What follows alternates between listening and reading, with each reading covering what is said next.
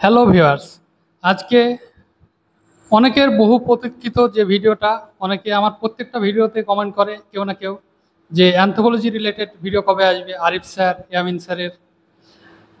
প্রসঙ্গত বলে রাখি, ইয়ামিন শেখ সে ডব্লিউবিসিএস 2022-এ এক্সিকিউটিভে 10 র্যাঙ্ক করেছে, আর আরিফ মণ্ডল সে ডব্লিউবিসিএস 2022-এ এক্সিকিউটিভে 21 র্যাঙ্ক। 2023-এও আরিফ মণ্ডল গ্রুপের জন্য ডাক পেয়েছে। 2023-এ ইয়ামিন শেখও গ্রুপ A+B'র জন্য ডাক পেয়েছে। ইয়ামিন শেখ 2021-এও গ্রুপের ইন্টারভিউ দিয়েছিল এই অ্যানথ্রোপোলজি অপশনালে। তাই তাদের যে একটা অভিজ্ঞতা আছে, সেই অভিজ্ঞতা আমরা শুনবো, তার সঙ্গে সঙ্গে কিভাবে তারা প্রিপারেশন নিয়েছে, স্ট্র্যাটেজি কী ছিল অ্যানথ্রোপোলজিতে, সেটা আমরা আজকে জানব। প্রথমেই আসি যে অপশনাল চুজ করার ক্ষেত্রে নানা রকমের দ্বন্দ্ব কাজ করে নতুন স্টুডেন্টদের মধ্যে। কেউ ভাবে যে নিজের সাবজেক্টটাই নিবে গ্র্যাজুয়েশনের, কারো হয়তো গ্র্যাজুয়েশনের নিজের সাবজেক্টের অতটা ভালো পড়াশোনা হয়নি, সে তখন ভাবে যে নতুন কী সাবজেক্ট নেওয়া যায়। সে তখন কিসের ভিত্তিতে সেটা চুজ করবে? ইন্টারেস্ট সে কোনো একটা নতুন সাবজেক্টের প্রতি, না স্কোরিং দেখবে? কিসের ভিত্তিতে সে চুজটা করবে? ইয়ামিন, তুমি যদি কিছু বলো। তোমরা সবাই জানো যে ডাব্লিউবিসিএস গ্রুপ এ বি চাকরি পেতে গেলে একটা অপশনাল সাবজেক্ট থাকে, সেটা দিতে হয়। সেটা 200, 200, 400 নম্বর। আর এটা বিরাট বড় ইম্পর্টেন্ট একটা ফ্যাক্টর গ্রুপ এ বিতে চাকরি পাওয়া অ্যান্ড র্যাঙ্ক করার ক্ষেত্রে। সেক্ষেত্রে আমরা কোন অপশনালটা চুজ করব, এটা কিন্তু বিরাট বড় একটা ইম্পর্টেন্ট একটা প্রথম আমাদের জীবনে কোশ্চেন। আর এটার মধ্যে ঠিক পথে এগোনোর জন্য আমাদেরকে কয়েকটা কথা মাথায় রাখতে হবে। প্রথমত বলে রাখি, ম্যাক্সিমাম ক্ষেত্রে এটাই ভালো হয় যদি আমরা গ্র্যাজুয়েশন সাবজেক্টটাকে নিয়েই অপশনাল হিসাবে বেছে নিই। কারণ যেহেতু আমরা যদি দেখি পিএসসিতে যে অপশনালের যে কোশ্চেন বা সিলেবাস, সেটা অ্যাকচুয়ালি সেই সাবজেক্টে গ্র্যাজুয়েশনের সিলেবাস লেভেলের হয়। তাহলে সেক্ষেত্রে যে সাবজেক্টটা আমরা এতদিন থেকে পরিচিত বা পড়াশোনা করেছি, নিশ্চয়ই সেই সাবজেক্টটা নিয়ে পড়লে আমাদের অনেকটাই সুবিধা হবে, শূন্য থেকে শুরু করতে হবে না। কিন্তু অনেকজনের এমন থাকে, হয়তো গ্র্যাজুয়েশন লেভেলে সেভাবে পড়া হয়ে ওঠে না, হয়তো বেশ অতটা শক্তিশালী থাকে না, বা হয়তো সেই সাবজেক্টে সে কনফিডেন্স পায় না। তো তাকে কি করতে হয়, অন্য অপশনাল চুজ করতে হয়। তো আমি এটাই বলবো যে যারা গ্র্যাজুয়েশন সাবজেক্টে নিজের এনাফ কনফিডেন্স আছে, ভালো বেস আছে, তারা নিজের গ্র্যাজুয়েশন সাবজেক্ট নিয়েই অপশনাল নিয়ে এগোনো উচিত। আর যদি অপশনাল চেঞ্জ করতে হয়, যেমন আমার ক্ষেত্রে চেঞ্জ করতে হয়েছে, আমার গ্র্যাজুয়েশন সাবজেক্ট ইংলিশ লিটারেচার, কিন্তু আমার পূর্ব অভিজ্ঞতা, কলেজে খুব ভালো নম্বর লিখেও খুব টেনে টুনে হলে 50% নম্বর পেতাম। তো একটা ভয় কাজ করতো যে এটা অপশনাল সাবজেক্ট নিলে তাহলে লিটারেচার সাবজেক্ট আমি নম্বর পাবো না। সো কোনো একটা পপুলার বা স্কোরিং সাবজেক্ট একটা আমাকে নিতে হবে, এরকম একটা ভেবেছিলাম। তো তখন অনেক সিনিয়রদের সঙ্গে কথাবার্তা বলে এইটুকু জানতে পারি যে অ্যানথ্রোপোলজি বলে একটা পপুলার সাবজেক্ট আছে ডাব্লিউবিসিএস-এ।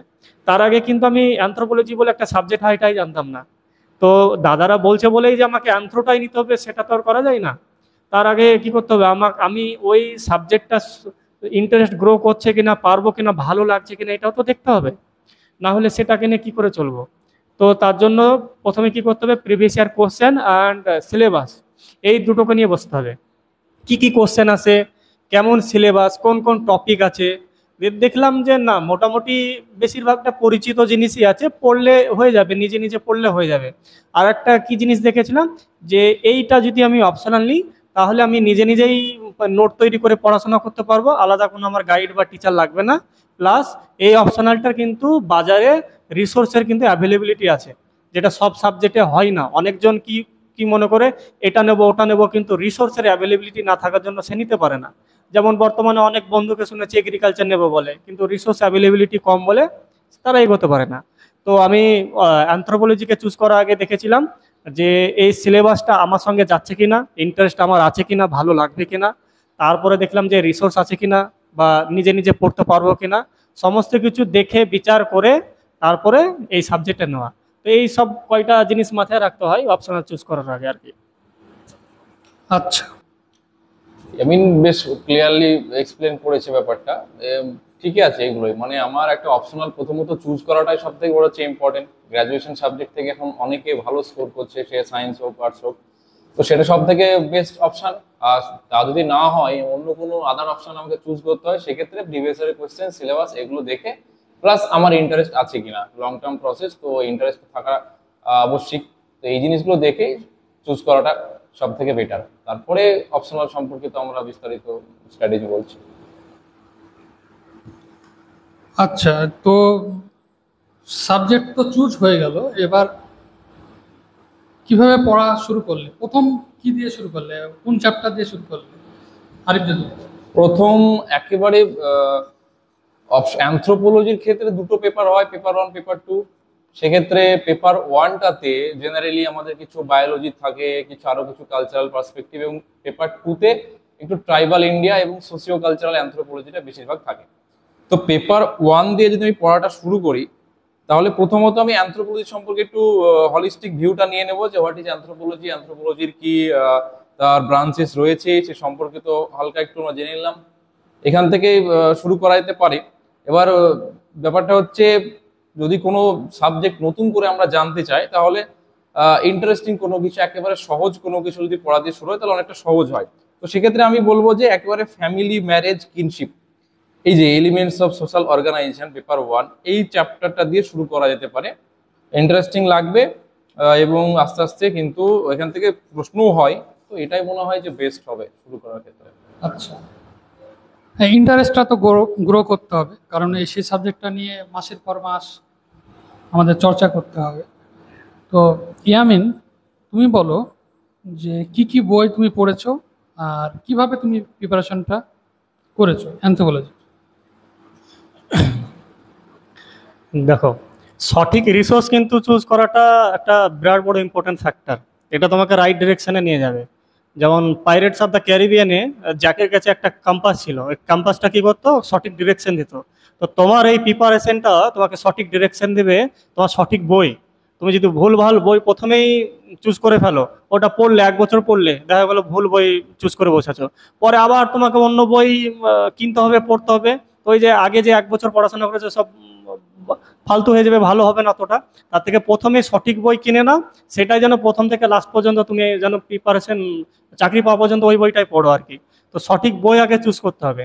আমি চুজ করার আগে তখন তো কাছে কাউকে পাইনি আমার প্রিপারেশনের টাইমে। এখন হয়তো অনেক পরিচিত আমার বন্ধু, এখন এক্সিকিউটিভ, ডিএসপি সমস্ত পদে আছে, কিন্তু তখন কেউ ছিল না। তো তখন আশা ভরসা বলতে গেলে ইউটিউব। তো ইউটিউবে সার্চ করে বিভিন্ন টপার্সদের ভিডিও দেখলাম, যে তারা কি বই পড়েছে, কি স্ট্র্যাটেজি, কি করে নোট তৈরি করেছে, সমস্ত কিছু তখন ইউটিউব থেকেই দেখা, 2019 সালের কথা। তো তখন আমি কিছু টেক্সট বুক কিনলাম। যেমন আমি ট্রাইবাল অ্যানথ্রোপোলজি নাদিম হাসানেন স্যারের বই কিনেছিলাম, Indian anthropology Nadeem Hasnain sir, and biological অ্যানথ্রোপোলজির জন্য পিনাথ মিত্র স্যারের বই আছে। আর একটা টেক্সট বুক কিনেছিলাম সোশ্যাল অ্যানথ্রোপোলজি, ডিএন মজুমদার। আর তারপরে দুটো রেফারেন্স বই ছিল আমার, একটা ছিল বিবেক বাসনে স্যারের একটা অ্যানথ্রোপোলজি সিম্পলিফাইড, ওটা খুব উপকারী বই, সবচেয়ে উপকারী বই লেগেছিল আমাকে। তারপরে আমি আর একটা বই কিনেছিলাম রেফারেন্স বই, সেটা শিব শঙ্কর দত্ত স্যারের একটা অ্যানথ্রোপোলজির বই। এই দুটো রেফারেন্স বই আর বাকি টেক্সট বই, এগুলোই ছিল আমার মেনলি আমার রিসোর্স। আমি যেহেতু কোনো কোচিংয়ে পড়িনি, তো নোট ছিল না, সমস্ত কিছু বই থেকেই তৈরি করেছি। তারপর নোট তৈরি করেছো, তাই তো? তো নোট কিভাবে তৈরি করেছো? দেখো, অ্যানথ্রোপোলজি হচ্ছে খুব একটা পপুলার সাবজেক্ট ডাব্লিউবিসিএসে। অ্যানথ্রোপোলজি আর হিস্ট্রি, এই দুটো সাবজেক্ট মিলেই 50%-এর ওপর স্টুডেন্টের সংখ্যা এই দুটো সাবজেক্টই নেয়। তাহলে এখানে তোমাকে যেখানে 1000 বা 1200-1300 স্টুডেন্ট অ্যানথ্রোপোলজি লিখছে, তো তোমার নোটটা কিন্তু একটু ইউনিক, ডিফারেন্ট, একটু এনরিচ হতে হবে। তাহলে সেক্ষেত্রে কি, ওই সবাই যে রেফারেন্স বই পড়ছে, বিভিন্ন স্যারের নোট পড়ছে, তাই হুবহু লিখে টুকে দিলাম, এরকম করলে হবে না। তোমাকে একটু তোমার ইউনিকনেস, একটু বিভিন্নতাটা দেখাতে হবে। সেটা কি করে আসবে? ধরো কোনো একটা আমি নোট লিখবো, যেমন suppose suppose function of religion, এটা যখন আমি লিখবো, তখন কি করবো, রিলিজিয়ন চ্যাপ্টারের উপরে যে বইগুলো আছে, একটা টেক্সট বই আছে আর দুটো রেফারেন্স বই আছে, তাহলে আমি 3টে বই নিয়ে বসলাম, তারপরে নিজে পড়ে নিলাম যে ফাংশন অফ রিলিজিয়ন কোন বইয়ে কেমন কি লেখা আছে, নিজে নিজে পড়ে বুঝতে পারলাম যে কোথায় কোন পয়েন্টগুলো ভালো আছে। তারপরে আমি কি করলাম, ওই 3টে বই থেকে ভালো ভালো জিনিসগুলো নিয়ে আমি একটা সুন্দর একটা খাতায় আমার নিজের মতো হ্যান্ড রিটেন একটা নোট তৈরি করলাম।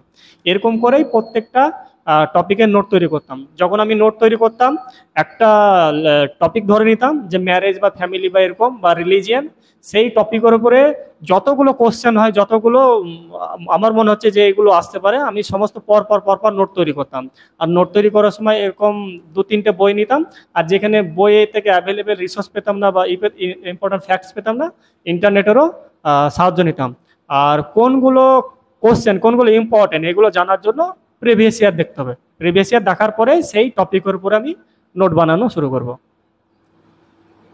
আরিফ, তোমার কি অভিমত এই সম্পর্কে? হ্যাঁ, আমি প্রথমে বলছি যে হ্যান্ড রিটেন নোটস বানানোটা কিন্তু খুব ইম্পর্টেন্ট অপশনালের ক্ষেত্রে, কারণ এইখানে আমাদের ইউনিকনেসটা দেখানোর জায়গা আছে এবং এখানে কিন্তু অনেকটা নাম্বার ক্যারি করার জায়গা থাকে। আদার্সের তুলনায় আমি একটু নাম্বারটাকে বেশি করে টেনে রাখতে পারি।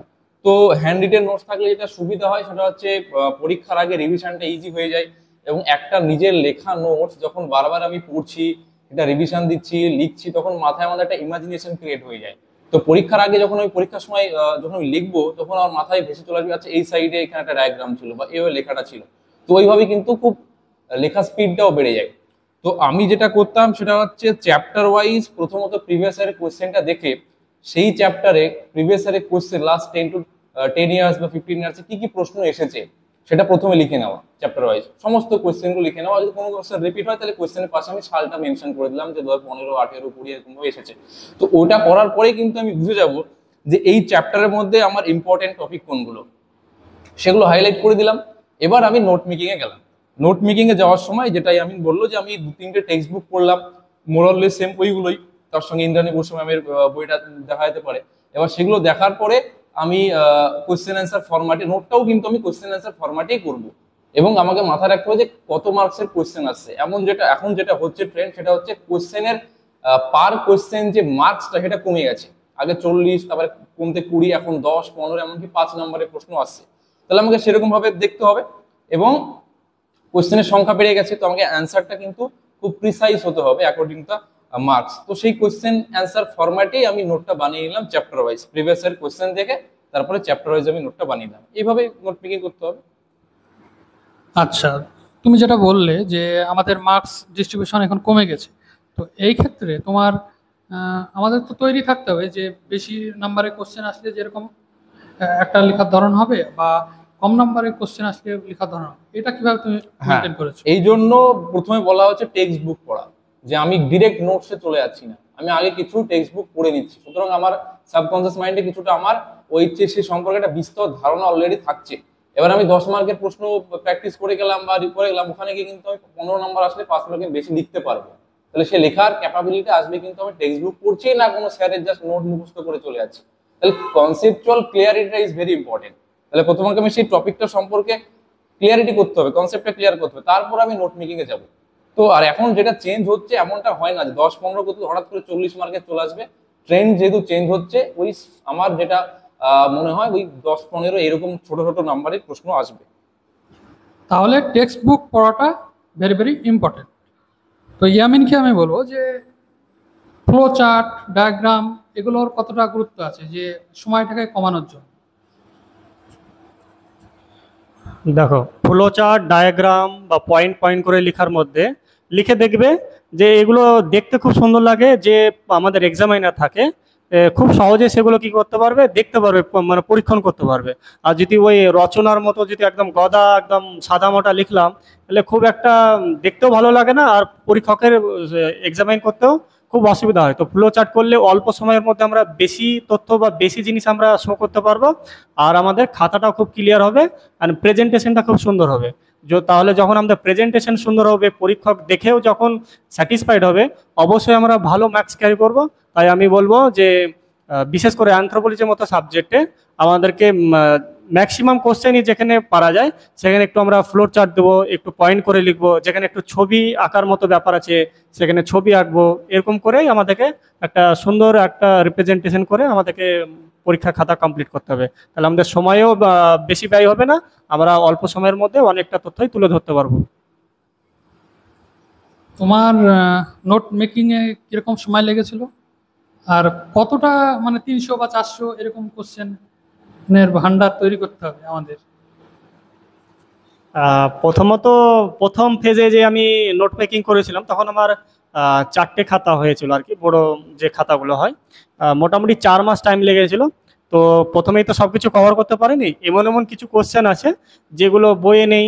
পরবর্তীকালে আমার মনে হয়েছে যে এগুলো ইম্পর্টেন্ট, আমার নোট মেকিংয়ে নেই, আমাকে পরে অ্যাড করতে হবে। তো সেগুলো পরে আবার নিজে বিভিন্ন সোর্স দেখে, বিভিন্ন ইউপিএসসির বিভিন্ন টপার্সদেরও নোট পাওয়া যায় পিডিএফে, সেগুলো ডাউনলোড করেছি। সেখান থেকে কিছু নোট তৈরি করেছি, কিছু গুগল বা ইউটিউব থেকে ভিডিও দেখে কিছু নোট করেছি। পরবর্তীকালে আমার নোট বানাতে বানাতে প্রায় 6 থেকে 7টা খাতা হয়ে গেছে আর কি। তো ওগুলোই এনাফ ছিল। আর পরীক্ষার আগে, অপশনাল পরীক্ষার আগের দিন একদিন ছুটি থাকে সেলফ প্রিপারেশনের জন্য আর কি, মানে রিভিশন দেওয়ার জন্য। তো যখন তোমার কাছে তোমার নিজের হাতের লেখা তোমার কাছে থাকবে খাতায়, তো তখন খুব অল্প সময় কি করতে হবে, তুমি সবটা রিভিশন দিতে পারবে। তো আমার যেটা হয়েছিল, আমি 3টে মেন দিয়েছি, 3টে মেনেই আমি ওই একদিন আগে পুরোটা রিভিশন দিয়ে দিতাম, যতটা আমার নোটস আছে পুরোটাই। তো মোটামুটি একদিনই তো, তো সেদিন ভাবতাম যে যতটা পারা যায় ততটা পড়বো। মোটামুটি পরীক্ষার আগে সবাই পারে, আলাদাই শক্তি আছে তখন। মোটামুটি আমি 14 ঘন্টা করে পড়ে নিতাম। ঠিক আছে। তো ওই যেহেতু নোট বানিয়ে রাখতাম বলে এই সুবিধাটা হতো যে পরীক্ষার আগে একদিনে সব রিভিশন। এটা হ্যান্ড রিটেন নোট যদি বানিয়ে রাখতে পারো তবেই এটা তোমার পসিবল হয়। অসাধারণ। আরিফকে বলবো, আরিফ তুমি যদি বলো প্র্যাকটিস, রিভিশন এবং মক টেস্ট হুম। এর কতটা গুরুত্ব? প্রথমত তো আমার নোট মেকিংটা রেডি হয়ে গেল, সিলেবাসটা কমপ্লিট হলো, সেলফ ভাবে হতে পারে। আমি জেনারেলি সেলফ নোট করেছিলাম, সেখানে কোনো গাইড পাইনি। কিন্তু যদি কলকাতার আশেপাশে বা আমার আশেপাশে কোনো গাইডেন্স পাওয়া যায় বা কোনো সিনিয়র দাদা থাকে, তাহলে সেখান থেকে গাইড নিলাম, সেলফ নোট করলাম। তারপরে আমি রিভিশনের সঙ্গে সঙ্গে ডেলি একটা দুটো করে অ্যান্সার আমি প্র্যাকটিস করবো। প্র্যাকটিস কেমন ভাবে করবো, যে টাইম ধরে, টাইম বাউন্ড আমি প্র্যাকটিস করবো অ্যান্সার রাইটিংটা। এবার যত পরীক্ষা এগিয়ে আসবে তখন তুমি প্র্যাকটিসের পরিমাণটা আমি বাড়িয়ে দেবো। তখন আমি 2, 3 বা আধ ঘন্টা 1 ঘন্টা প্র্যাকটিস করলাম।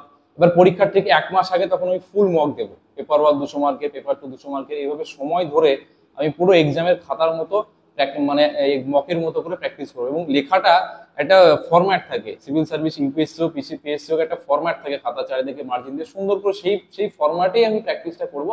তাহলে পরীক্ষায় গিয়ে কিন্তু আমাকে সেই হেল্পটা পাওয়া যাবে। আমার টাইমটা বিরাট ফ্যাক্টর করে। ম্যাক্সিমাম ক্ষেত্রে যেটা ক্যান্ডিডেটরা হয়, অপশনাল খাতাটা কমপ্লিটই করতে পারে না সময়ের মধ্যে, ইনকমপ্লিট থেকে যায়। তাহলে এখানে যদি প্র্যাকটিসটা আমি করে যাই সময়ের সঙ্গে, মক টেস্ট দিয়ে যাই, তাহলে ওখানে গিয়ে কিন্তু আমার ক্ষেত্রে ইজি হবে, লেখাটা স্পিডে হবে। এবং 400 মার্কের অ্যান্সার করে আসাটাই সব থেকে বড় ব্যাপার। সেটা করলে আমার মনে হয় যে একটা বেশ ভালো মার্ক পাওয়া যাবে। আচ্ছা, তো ওই ইয়ামিনের মতো তোমার কি স্ট্র্যাটেজি ছিল পরীক্ষার আগের দিন আর পরীক্ষার দিন? আচ্ছা, পরীক্ষার পরপর 3 দিন থাকে, 6টা পেপার হয়ে গেল।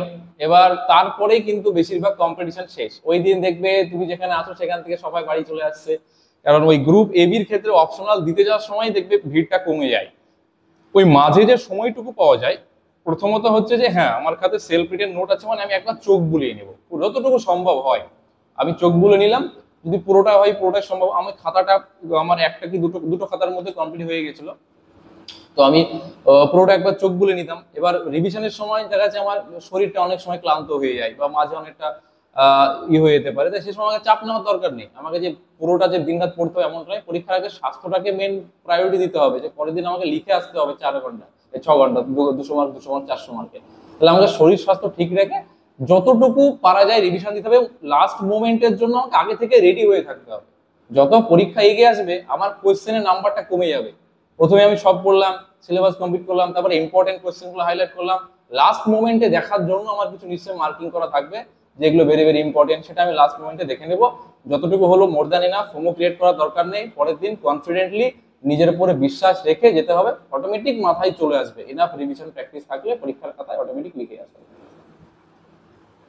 আচ্ছা, আমরা তো তৈরি হয়ে যাব মানে যুদ্ধক্ষেত্রে নামার জন্য, কিন্তু অনেক সময় কিছু আনএক্সপেক্টেড কোশ্চেন চলে আসে, অনেক সময় কিছু সিলেবাস থেকেই তুলে দিলেও দেখা গেল সেটা তুমি পড়ো।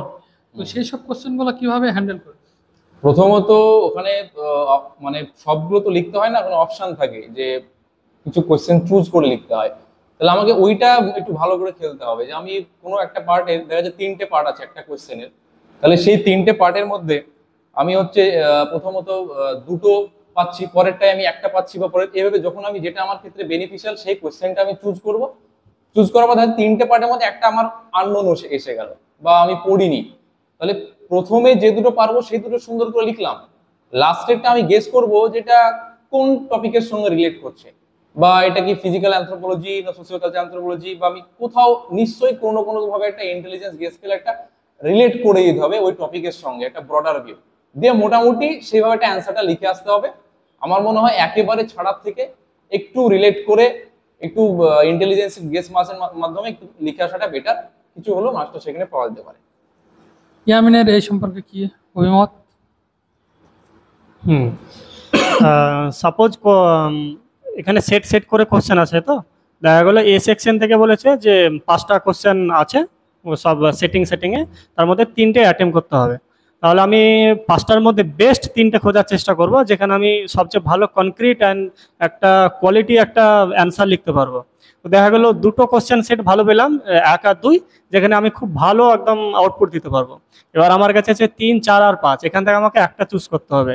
এর মধ্যে চুজ করার সময় আমি দেখব যে সাপোজ দেখা গেলো 3টের মধ্যে 3টেতে 5, 5 বা 10, 10 এরকম করে সেটিং করে দেওয়া আছে। অ্যান্ড 3টের মধ্যে 3টে কিন্তু কমপ্লিট পাচ্ছি না, কোনোটাতে 25 নম্বর পাচ্ছি, কোনোটাতে 20, কোনোটাতে 15।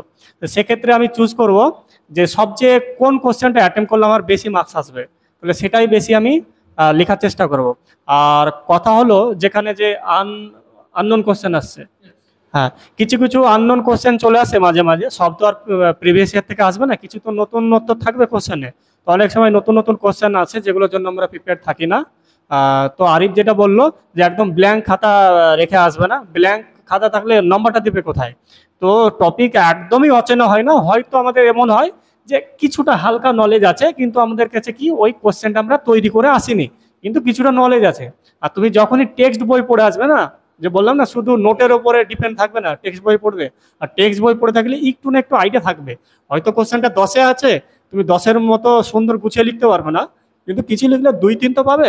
তো নিজের কিছুটা মাথাটা ব্রেন স্টর্মিং করে যতটা পারা লিখে আসবে, কিছু একদম ছেড়ে আসবে না, এটাই বলবো। আচ্ছা, অ্যানথ্রোপোলজি অপশনাল, বাংলা মিডিয়ামে পড়লে ভালো না ইংলিশ মিডিয়ামে পড়লে ভালো? যে বাংলাতে লিখলে নাম্বার পাওয়া যায় না, ইংলিশে লিখলে নাম্বার পাওয়া যায়, এটা একটা প্রচলিত আছে, তো সেটা সম্পর্কে কি বলবেন? এটা কোনো ব্যাপারই না। আমরা এরকম ভাবি যে ইংলিশ হচ্ছে একটা ইলাইট ল্যাঙ্গুয়েজ, এই ল্যাঙ্গুয়েজে যারা কথা বলে তারা বিরাট শিক্ষিত, বা এই ল্যাঙ্গুয়েজে যারা লিখবে তারা খুব হাইফাই নম্বর পাবে, এটা একদমই না। বিসিএস এর নিদর্শন আছে, ইংলিশ মিডিয়ামে লিখেও অনেকজন সার্ভিস পেয়েছে, বাংলা মিডিয়াম থেকেও লিখে অনেকজন সার্ভিস পেয়েছে। এটা ডিপেন্ড করে যে তুমি কোন ল্যাঙ্গুয়েজে বেশি স্বাচ্ছন্দ্য বোধ করো, তাই না? দেখা গেলো আমি লেখালেখির ক্ষেত্রে আমি বাংলা থেকে ইংলিশে বেশি স্বাচ্ছন্দ্য বোধ করতাম। বাংলাতে কি হয়, একটু টাইম কনজিউমিং হয়ে যায় লিখতে গিয়ে, কারণ বাংলার হরফগুলো ঘুরিয়ে পেঁচিয়ে লিখতে হয়। তো সেক্ষেত্রে ইংলিশে কি হয়, আপ অ্যান্ড ডাউন হয় ম্যাক্সিমাম লেটারগুলো, তো একটু স্পিডে লেখা যায়। তো তার জন্য আমি দেখেছিলাম যে আমি একটু ফাস্ট লিখতে পারি ইংলিশে, তো তাহলে তাড়াতাড়ি খাতা কমপ্লিট করতে পারবো। আর যেহেতু আমার ইংলিশ ব্যাকগ্রাউন্ড ছিল, তার জন্য আমি ইংলিশই নিয়েছি, এই নয় যে জোর করে আমি ইংলিশ নিয়েছি। ইংলিশে আমার স্বাচ্ছন্দ্য বোধ হয়েছিল, কমফোর্ট ছিলাম আমি ইংলিশে। আর ইংলিশ নিলে একটা সুবিধা আমি বলতে পারি, সেটা হচ্ছে রিসোর্সটা একটু বেশিভাবে অ্যাভেলেবেল, যেহেতু আমাদের সিলেবাস আর ইউপিএসসি সিলেবাস মোর আর লেস 80% সেম। তো কোনো কোনো কোশ্চেন বা অনেক বই আমরা ইউপিএসসি থেকে সরাসরি ইউজ করতে পারি, সেটা ইংলিশ মিডিয়াম হলে ডাইরেক্টলি পাবে, আর বাংলা মিডিয়াম হলে ওটাকে বাংলা মিডিয়ামে তো ইউপিএসসি নোট পাবে না অ্যান্থ্রোর, সেটাকে নিজেকে ট্রান্সলেট করে তাহলে লিখতে হবে, এটা একটা সুবিধা। আর একটু ইংলিশে হলে একটু তাড়াতাড়ি লেখা যায়, এই দুটোই হচ্ছে সুবিধা। তবে মাস্টাররা যারা এক্সামাইনার তারা কোনো সময় ডিসক্রিমিনেশন করে না যে এটা বাংলায় লিখেছে একে কম নম্বর দেবো, ইংলিশে, এরকম না। তাহলে সব যারা ইংলিশে লিখতো শুধু ওরাই চাকরি পেতো, বাংলা যারা লিখতো তারা পেতো না। অ্যাকচুয়ালি আলটিমেট তোমাকে নম্বর দেবে তোমার লিখছো কেমন, তোমার কোয়ালিটি কেমন অ্যান্সারে, কতটা প্রেজেন্টেশন, কতটা সুন্দর, কতটা রিসোর্সফুল, এই সব দেখেই নম্বর দেবে, ল্যাঙ্গুয়েজ দেখে না। তো তোমরা যে ল্যাঙ্গুয়েজে স্বাচ্ছন্দ্য বোধ করো সেটাই নাও, একদম জোর করে যে ইংলিশ নিতে হবে এটা করো না। যদি ইংলিশে ভালো না লাগে বাংলাতে লেখো, বাংলাতেও অনেক রিসোর্স আছে, শিবশঙ্কর দত্ত স্যারের বই আছে, আনিরুদ্ধ সরকার স্যারের 3টে খুব সুন্দর টেক্সট বই আছে। তো ল্যাঙ্গুয়েজ ডাজেন্ট ম্যাটার, তো যেটা ভালো লাগে সেটাই নিতে পারো। এবার আমরা পেপার ওয়াইজ, পেপার 1 পেপার 2 দুটোরই একটু ডিটেলসে কোন কোন টপিকগুলো বেশি ইম্পর্টেন্ট, কীভাবে ইয়ামিন, আরিফ তারা তৈরি করেছে, সেগুলো সম্পর্কে জানবো। প্রথমে পেপার ওয়ান সম্পর্কে ইয়ামিন যদি বলো। পেপার ওয়ানে মোট 18টি টপিক আছে। প্রথম টপিক হচ্ছে মেজর ব্রাঞ্চেস অফ অ্যানথ্রোপোলজি। 4টে ব্রাঞ্চেস আছে। মাঝে মাঝে এক একটা ব্রাঞ্চেস থেকে কোশ্চেন করে জাস্ট 10 নম্বরে কোশ্চেন হয়। খুব বেশি একটা মানে হচ্ছে ফোকাস দিচ্ছে না, ইম্পর্টেন্স দিচ্ছে না রিসেন্ট ডেজতে এগুলোতে। তো জাস্ট এখানে ওই 4টে ব্রাঞ্চেস আছে, 10 নম্বরের জন্য নোট তৈরি করে নেবে এগুলো। আর তারপর আছে হিউম্যান ইভলিউশন অ্যান্ড হোমিনাইজেশন প্রসেস।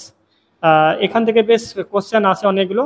যে থিওরিজগুলো আছে, বায়োলজিক্যাল অ্যান্ড কালচারাল ফ্যাক্টরস আছে, তারপরে যে থিওরিজ অফ অর্গানিক রেভলিউশন আছে, অ্যান্ড সিনথেটিক থিওরি তো বারবার আছে 10 নম্বরে, এগুলো দেখতে হবে। নিউট্রাল থিওরি 10 নম্বরে এসছে, তো 10 নম্বরের জন্য মোটামুটি 2 পাতার মতো নোট তৈরি করে রাখতে হবে।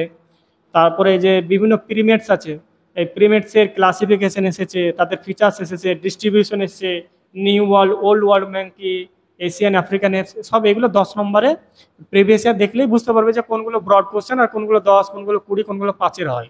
তাহলে প্রিভিয়াস ইয়ার দেখবে, এগুলো সব প্রিভিয়াস ইয়ারে এসছে, তাহলে এগুলো একটাও ছাড়া যাবে না, তোমাদেরকে সব এগুলো নোট বানিয়ে রাখতে হবে। তারপরে যে বিভিন্ন আমাদের আছে, প্রিমেটস আছে, তার মধ্যে সব পরীক্ষায় আসে না, যেমন নিয়ান্ডারথাল ম্যানস আছে, আর্কাইক হোমো সাপিয়েন্স আগে আসতো, এখন আর আসছে না, তাও দেখে নেবে। কিন্তু এই প্যারাপিথিকাস, ড্রায়োপিথিকাস এগুলো কোনদিন আসেনি। তো এগুলো মোটামুটি একটা ওভারঅল একটা আইডিয়া থাকলে হবে, বিরাট সুন্দর করে বড় বড় নোট পড়ে না গেলেও হবে। এটা যেন ওভারঅল একটা জেনারেল আইডিয়া থাকে, যেগুলো পরীক্ষায় আসে না, ইম্পর্টেন্ট না, সেগুলো একদমই ছাড়বো না, একটা ওভারঅল একটা আইডিয়া নিয়ে যাব। যদি চলে আসে বাই চান্স, আর আমি যদি অথবার মধ্যে যদি কমন না পাই, তাহলে সেগুলো অ্যাটেম্প যেন করতে পারি। হিউম্যান জেনেটিক্স, এটা অনেক বড় লেন্থি চ্যাপ্টার, পেপার ওয়ানের সবচেয়ে বড় চ্যাপ্টার এটা। আর পেপার টু এ যেমন ট্রাইবাল সবচেয়ে বড়, এটা পেপার ওয়ানের সবচেয়ে বড় চ্যাপ্টার। আর এটা পড়তে গিয়ে আমাকে কিন্তু পিনাথ স্যারের বইটা নিয়ে বসতে হবে, যেটা বায়োলজিক্যাল অ্যানথ্রোপোলজি আছে, ওটার সাথে আমাদেরকে দেখতে হবে বিবেক বাসনে স্যার আর শিবশঙ্কর দত্ত স্যারের বই, এই দুটো নিয়ে মোটামুটি এখান থেকেও নোটগুলো তৈরি করতে হবে। এখান থেকে অনেক ভাস্ট, অনেক কোশ্চেন আসে, জাস্ট দেখবে যে প্রিভিয়াস ইয়ারে কোনগুলো এসছে সেগুলোই বেশি ফোকাস দিয়ে করবে। যেমন বিশেষ করে এই যে ইনব্রিডিং, জেনেটিক লোড, এগুলো, প্যাটার্নিটি আইডেন্টিফিকেশন, ফরেনসিক অ্যানথ্রোপোলজি, এগুলো একটু বেশি এসেছে, তো এগুলো দেখে নেব। হ্যাঁ, এগুলো টুইন স্টাডি, এগুলো বেশি এসেছে, তাহলে এগুলো আমরা তো নোট তৈরি করে রেখে দেবো। তারপর হচ্ছে হিউম্যান ভেরিয়েশন, এটা খুব সহজ টপিক। যেমন জেনেটিক্সটা একটু আগে যেটা বললাম ওটা একটু বেশ খটোমটো, কিন্তু এটা সহজ আছে। এই যে হোয়াট ইজ রেসিজম, তাদের বৈশিষ্ট্যগুলো, তারপরে এই যে হিউম্যান ফিজিক্স অ্যান্ড সোমাটোটাইপ, তারপরে বিভিন্ন যে এথনিক গ্রুপগুলো আছে, মঙ্গোলাইট, ককোসাইট, এদের বৈশিষ্ট্যগুলো পরীক্ষায় আসে, এগুলো নোট বানাতে হবে। হিউম্যান গ্রোথ অ্যান্ড নিউট্রিশন, খুব বেশি কোশ্চেন হয় না এখান থেকে, কিন্তু যে কোশ্চেনগুলো হয় ওগুলোই বারবার আসে। যেমন বিভিন্ন স্টেজ আছে, প্রিনেটাল, পোস্টনেটাল, এগুলো দেখতে হবে, সেই বয়সের ফিচার্সগুলো। তারপরে যে এই যে ফ্যাক্টর আছে, যে ফ্যাক্টরগুলো আমাদের গ্রোথ অ্যান্ড ডেভেলপমেন্টকে ইম্প্যাক্ট করে, সেগুলো পরীক্ষায় খুবই আসে, যেমন জেনেটিক, এনভায়রনমেন্টাল, সব এগুলো আলাদা আলাদা করে পয়েন্ট পয়েন্ট করে কিন্তু নোট তৈরি করতে হবে। তারপরে যে হেলথ অ্যান্ড ডিজিজ, এটা খুব একটা এমার্জিং টপিক, এটা কনভেনশনাল যে বইগুলো আছে খুব একটা ভালো নোট পাবে না। তো এখান থেকে কি করবে, আমি মেনলি যতটা মনে পড়ছে গুগল থেকে এগুলো আমি লিখেছিলাম। এই communicable disease, non communicable disease, কী করে ছড়ায়, কী কী বৈশিষ্ট্য, কী কী রোগ আছে, কী কী রেমেডি আছে, এগুলো তোমাকে লিখতে হবে। তারপর আছে হিউম্যান অ্যাডাপশন, এটাও খুব মজার একটা টপিক, ইন্টারেস্টিং, ভালো লাগবে খুবই, খুব একটা জটিল না। যেমন human adaptation, hot climate, cold climate আর হাই অল্টিটিউড, এগুলো বারবার পরীক্ষা আসে, কোনোবার হট আসে, কোনোবার কোল্ড, কোনোবার হাই অল্টিটিউড, তিনটেই দেখে দেখে যেতে হবে। আর এই যে বার্গম্যানস ল আর অ্যালেন্স রুলস আছে, এগুলো, এই দুটো খুবই ইম্পর্টেন্ট, এই দুটো পরীক্ষায় এসেছে। তারপরে যে কালচারাল ইভলিউশন আছে, প্যালিওলিথিক, মেসোলিথিক, নিওলিথিক, এগুলো পেপার ওয়ানে পাবো, পেপার টু এ পাবো, সেম দুটোই কমন টপিক। এটা খুব ভালো করে দেখবে, নাও ডেজ খুব বেশি কোশ্চেন আসছে এখান থেকে। তারপরে বিভিন্ন যে ডেটিং মেথডগুলো আছে, relative dating, absolute dating method কি, তার কত রকমের হয়, সেগুলো নিয়ে ডিটেলস, কার্বন 14, এগুলো নিয়ে ভালো করে দেখে যেতে হবে আর কি। তারপরে থিওরিজ, এটা একটু খটোমটো চ্যাপ্টার আছে, বেশ কমপ্লেক্স আছে। থিওরিজ থেকে খুব বেশি কোশ্চেন না এলেও কিন্তু কোশ্চেন আসে মাঝে মাঝে, পোস্ট মডার্নিজম, স্ট্রাকচারালিজম, এখান থেকে কোশ্চেন আসে। তো এগুলো একদম যে অ্যাভয়েড করে যাব, ভালো লাগে না, কঠিন, আমার বিরক্ত লাগে বলে ছেড়ে দেবো, তা করলে হবে না। দেখা গেলো 4টে অপশানে কোশ্চেন এসেছে, তার মধ্যে দেখা গেলো 2টো সহজ দিয়েছে আর 2টো কঠিন দিয়েছে, আর 2টো কঠিনের মধ্যে একটা এখান থেকেই 2টো দিয়েছে, তখন কি করবে, তাই না?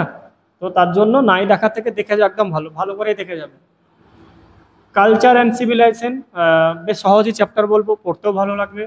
যেমন কালচার অ্যান্ড সিভিলাইজেশন কি, এর ফিচার্সগুলো কি, এগুলো দেখতে হবে। তারপরে যে বিভিন্ন থিওরিগুলো আছে, কালচারাল রিলেটিভিজম, এটা বারবার পরীক্ষা আছে, খুব ইম্পর্টেন্ট। তারপরে হচ্ছে এলিমেন্ট অফ সোশ্যাল অর্গানাইজেশন, মানে ফ্যামিলি, ম্যারেজ অ্যান্ড কিনশিপ, এটা পড়তেও খুব ভালো লাগবে। আর এখান থেকে প্রত্যেকবারই একটা না একটা কোশ্চেন থাকবে, এটা খুব একটা ইম্পর্টেন্ট চ্যাপ্টার। কোনো বছর এমন যায়নি যে এখান থেকে কোশ্চেন আসেনি। তো দেখে যাবে যে ফ্যামিলি ডেফিনেশন, ফাংশন, কি চেঞ্জেস হচ্ছে, ম্যারেজের টাইপ, তারপর হচ্ছে প্রিফারেন্সিয়াল ম্যারেজ, প্রেসক্রাইব ম্যারেজ, এগুলো আলাদা করে জিজ্ঞাসা করে, ইনসেস্ট কি, এগুলো সব দেখে যেতে হবে আর কি। তারপর হচ্ছে রুল অফ ডিসেন্ট, অ্যালেন্স, এগুলো সব দেখে যেতে হবে। ইকোনমিক অ্যানথ্রোপোলজি, এটাও বেশ বেশ একটা মজার টপিক আছে। বিভিন্ন আমাদের যে মেজর ওয়েস অফ সাবসিস্টেন্স আছে, হান্টিং গ্যাদারিং সোসাইটি, প্যাস্টোরালিজম, হর্টিকালচার, এগুলো সব আলাদা আলাদা করে নোট তৈরি করে রাখবে। আর এখান থেকে সবচেয়ে ইম্পর্টেন্ট হচ্ছে এই যে production, distribution, reciprocity, market exchange, এগুলো আছে যে বিভিন্ন মেথডগুলো, এখান থেকে কোশ্চেন বেশি আসে। পলিটিক্যাল অ্যানথ্রোপোলজি থেকে আমার মনে হয় বইয়ে খুব বেশি একটা ভালো রিসোর্স পাওয়া যায় না এখান থেকে। আমি ম্যাক্সিমামটাই ইন্টারনেট থেকে সার্চ করে লিখেছিলাম এটা। তারপর হচ্ছে অ্যানথ্রোপোলজি অফ রিলিজিয়ন, এটা বই থেকে ম্যাক্সিমামটা কভার হয়ে যায়। এখান থেকে সবচেয়ে রিপিটেড কোশ্চেন হচ্ছে function of religion and approaches to study of religion, এটা সবচেয়ে আমাদের প্রিভিয়াস ইয়ারে 2022-23-এও এসেছিল এই কোশ্চেনটা, এগুলো দেখে যেতে হবে আর কি।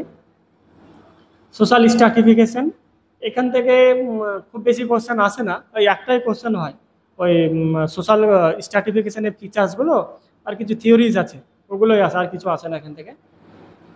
তারপরে হচ্ছে ইকোলজিক্যাল অ্যানথ্রোপোলজি, এখন সবচেয়ে বেশি ফোকাস দিচ্ছে এই চ্যাপ্টারটা থেকে, মানে হচ্ছে প্রত্যেক বছরই এখন কোশ্চেন আসছে। যেমন আগে যদি দেখি, আগে ইভলিউশন থেকে খুব বেশি কোশ্চেন আসতো, এখন কিন্তু এই এমার্জিং টপিক থেকে বেশি কোশ্চেন আসছে। তাহলে হ্যাঁ, কালচারাল ইকোলজি, তারপরে কালচারাল অ্যানথ্রোপোলজি, ইকোলজিক্যাল অ্যানথ্রোপোলজি কি, তার কি অ্যাপ্রোচেস আছে, এখান থেকে মোটামুটি 30 নম্বরের কোশ্চেন চলে আসে, পুরোটা সেটিং করে দেখতে হবে ভালো করে। ডেভেলপমেন্ট অ্যান্ড অ্যানথ্রোপোলজি, এটা ভালো করে কোথাও বইয়ে পাওয়া যায় না, কিন্তু এটা এখন রিসেন্ট কোশ্চেন করছে এগুলো, তো তোমরা ইন্টারনেট দেখে দেখে এটা তৈরি করে রাখো, সব জায়গায় না পেলে। তারপরে অ্যানথ্রোপোলজি অফ জেন্ডার, এটা 10 নম্বরের কোশ্চেন, বারবার আসতেই থাকে। তারপরে যেটা একদম শেষের দিকে আছে ডেটা কালেকশনের চ্যাপ্টারটা, এখানে আছে ফিল্ড ওয়ার্ক থেকে কোশ্চেন আছে, ইথনোগ্রাফি কি, এগুলো 10-এ কোশ্চেন আছে। তারপরে যে পিআরএ না, পার্টিসিপেন্ট অবজারভেশন, এখান থেকে কোশ্চেন আসে। ইন্টারভিউ কি, কেস স্টাডি কি, সিভিল কোশ্চেনের জেনোলজি, এগুলো 10 নম্বরের কোশ্চেন আছে, তোমরা যদি প্রিভিয়াস ইয়ার দেখে থাকো। তারপরে testing of hypothesis, central tendency, এগুলো তোমরা 10 নম্বরের জন্য নোট তৈরি করে রাখবে। বাস এরকমই। পেপার 1টা তো ইয়ামিন বলে দিল, পেপার 2টা আমরা আরিফের কাছে শুনবো। তার আগে একটু যদি ওভারভিউ দাও পেপার 1-এ, যদি কিছু অ্যাড করার থাকে তোমার।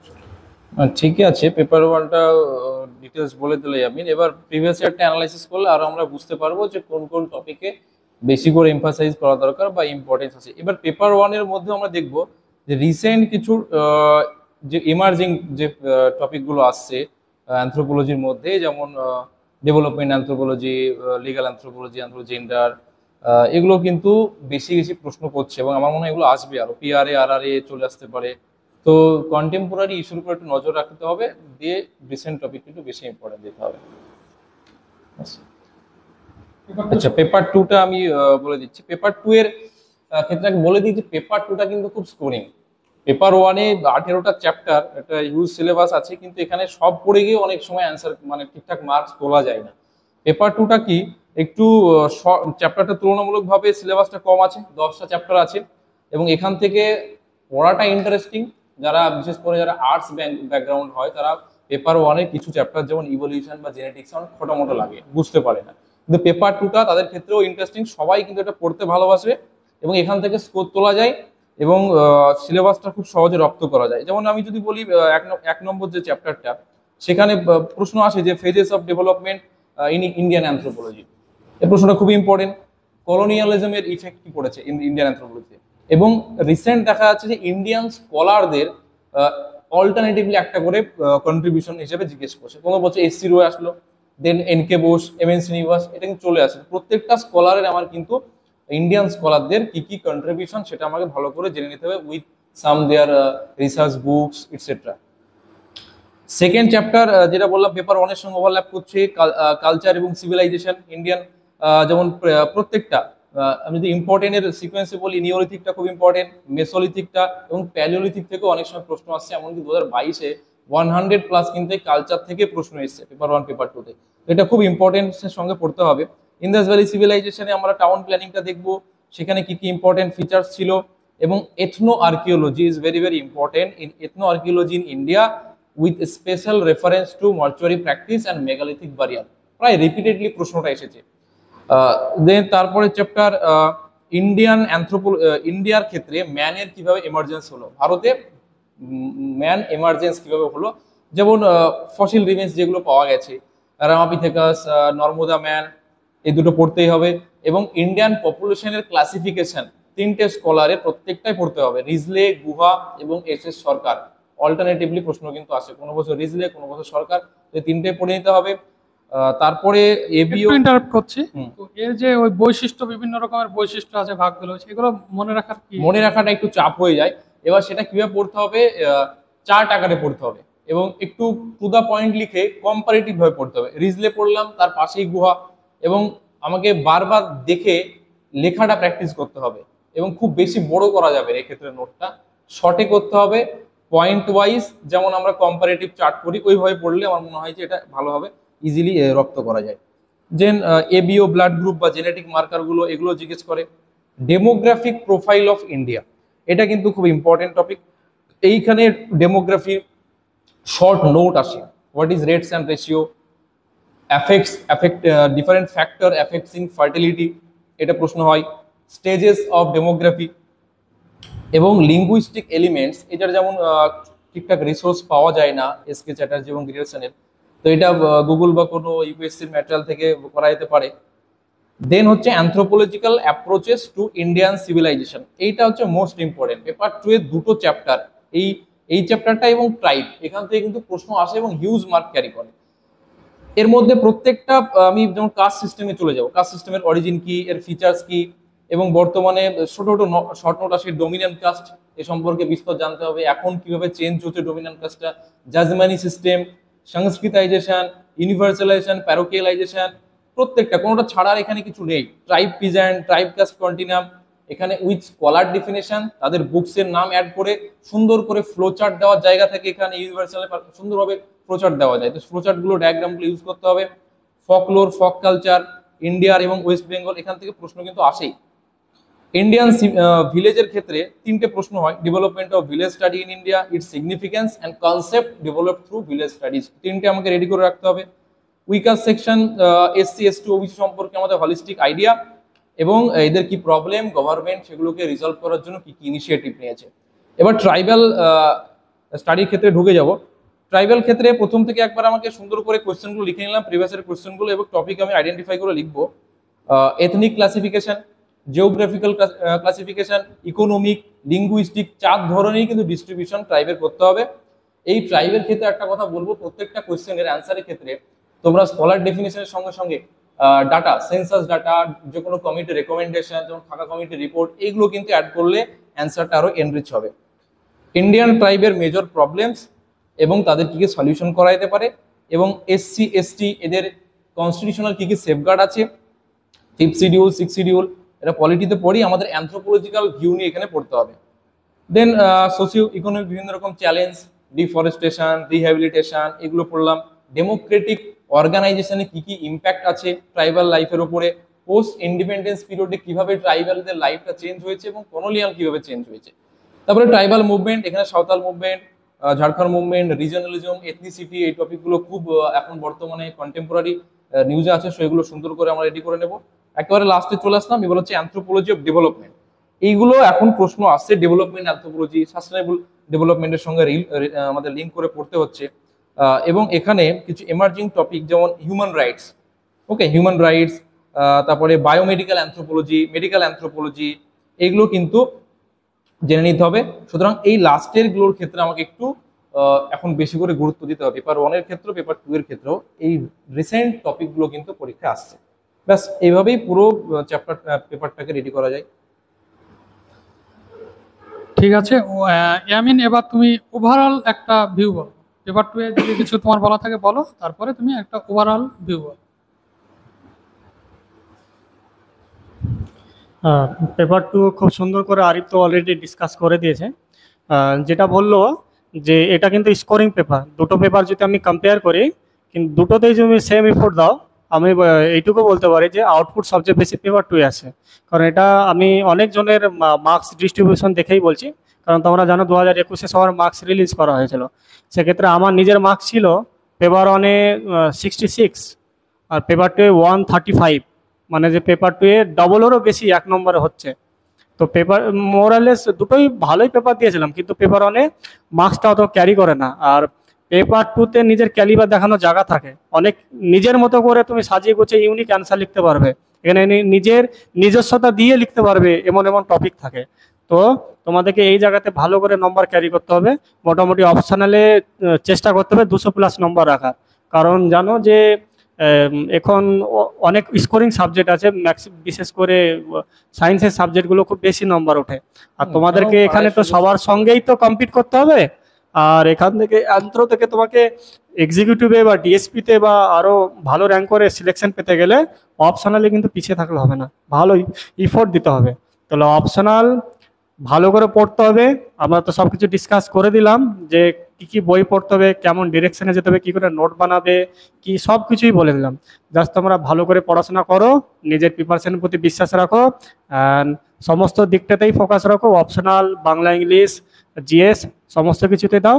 আর অনেকে অনেক রকম বলবে, বাট কারো কথায় কান দেবে না। এই যে আমাকে দেখো, আমি অ্যানথ্রোপোলজিতে আমি এক্সিকিউটিভ, এখানে আরিফ বসেছে এক্সিকিউটিভ, পাশে হেলাল খামারও বসেছে, ইনিও 2022 সালে গ্রুপের ইন্টারভিউ দিয়েছিলেন, হয়তো ব্যাড লাকের জন্য উনি পাননি। ইভেন 23-এও পেয়ে যেত, কিন্তু লাক এতটাই খারাপ, ওনার অপশনালের পেপার 1 দিয়েছিলেন, পেপার 2 দেওয়ার সময় উনি দিতে যেতে পারেননি অসুস্থ হয়ে যাওয়ার জন্য, জ্বর হয়ে যাওয়ার জন্য। আমরা খুব আশাবাদী 2024-এও খুব শীঘ্রই আমাদের ক্যাডারে জয়েন করবে। বাস তোমরা অ্যানথ্রোপোলজিতে নিজের বিশ্বাস রেখে এগিয়ে যাও।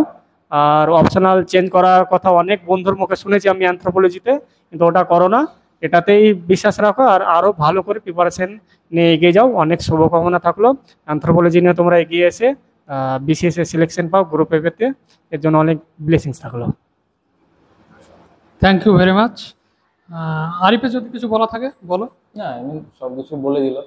সে একবার যখন একটা অপশনাল চুজ করা হয়ে যায়, চুজ করার আগে অনেকবার আমি ভেবে নেব।